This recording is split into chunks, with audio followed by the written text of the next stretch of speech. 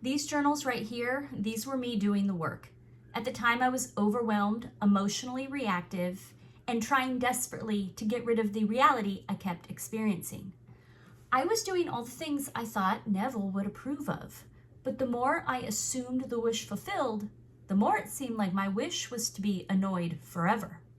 Let me ask you, does it ever feel like you're yelling into the void? I know it can feel like you are not being heard, like your practices must be broken, but it might be that you are like how I was, so focused on the energy that's making you miserable that you're accidentally not leaving room to receive the energy that will make you feel better. Because once I did that, everything shifted.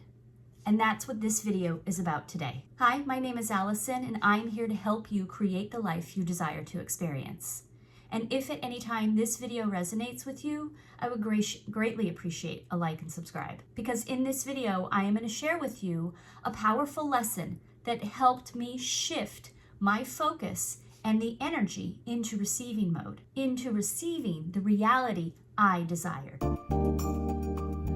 Your clarity about what you don't want is valid and probably very crystal clear. That is pretty much how we all start out, very clear on what we don't want to experience anymore. But imagine this.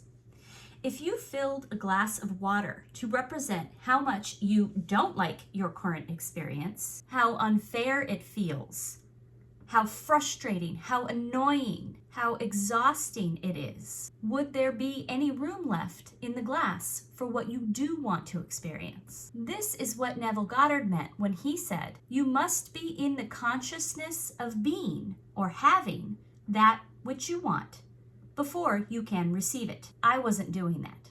I was trying to change my world while still staying the version of me who was overwhelmed and emotionally reactive. All my journaling, all my focus on the problem was just me reinforcing the idea that something out there had to change in order for me to feel better in here. Imagine someone standing in front of a mirror yelling profanities. We wouldn't expect to see a happy, smiling person reflected back, would we? See, it's not a question of what needs to change out here, because the mirror cannot change first. It's about asking the question, what state am I willing to live from right now before anything out there changes? And that answer is what makes room in our cup to receive the reality we desire. In other words, can you stop looking at your environment to give you permission and instead just start showing up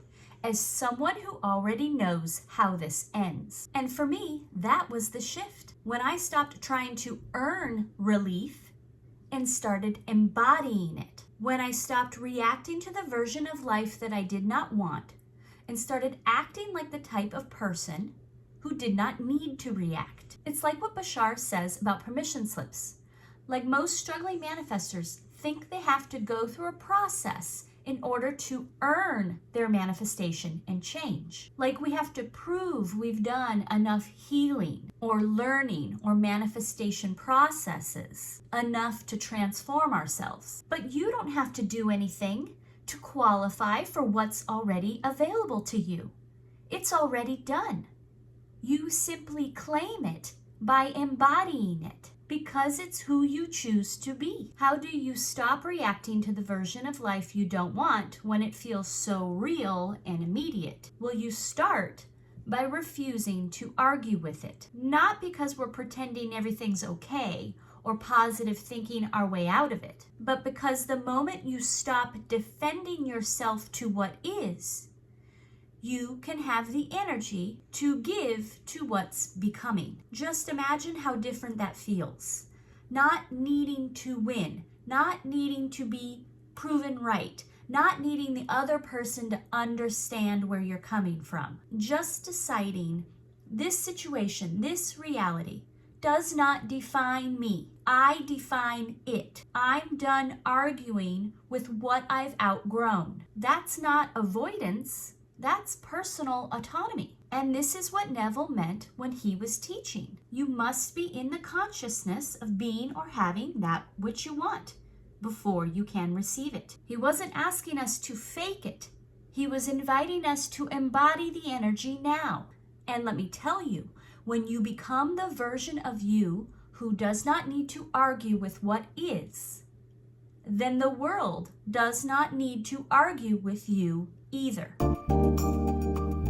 So instead of asking, why is this still happening? You shift to, who am I when I no longer see this as a threat? It sounds subtle, but it's everything. So let me show you what it looked like for me. When I was in contrast, I found relief by shifting my thinking and focus into asking, what does the version of me who isn't threatened by this do next? When my brain wanted to rehearse the entire contrast again before bed every night, I didn't force myself to think happy thoughts. I just reminded myself, this doesn't define me anymore. And that question allowed me to redefine the thoughts that were going through my head and go to sleep. Ask yourselves these questions. Who am I when I no longer see this as a threat?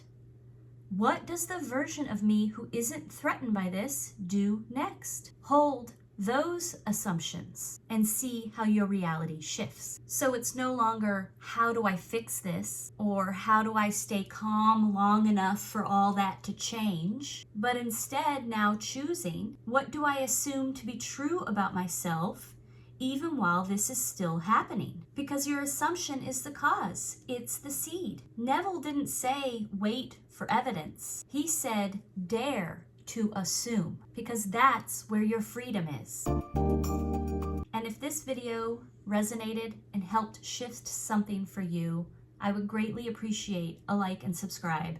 It so greatly helps my channel grow. And for more help, I would suggest watching this next video here, titled Still Waiting, which will help you embody living in the end even more. Thank you, and I look forward to bringing you more videos.